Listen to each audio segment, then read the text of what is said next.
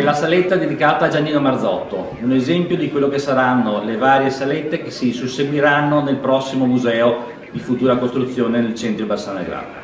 Giannino Marzotto, uno dei 4 fratelli Marzotto, unica dinastia importantissima del tessile veneto, che diede però al motorismo sportivo anche 4 valentissimi piloti: Giannino, Paolo, Umberto e Vittorio. Sicuramente Giannino è quello più istrionico, quello più conosciuto, vincitore di 2000 miglia, la prima famosa del doppio petto nel 1950, la seconda sorpresa a media di record nel 1953.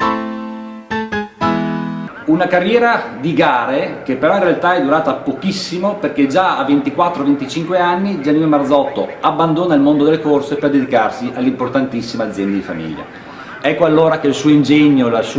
suo coraggio, il suo ordimento lo getta in azienda e compie delle cose incredibili, quali all'inizio degli anni 60 portare delegazioni di industriali veneti con una sua fondazione ad incontrare prima il presidente Kennedy negli Stati Uniti d'America e addirittura Khrushchev nell'allora Unione Sovietica.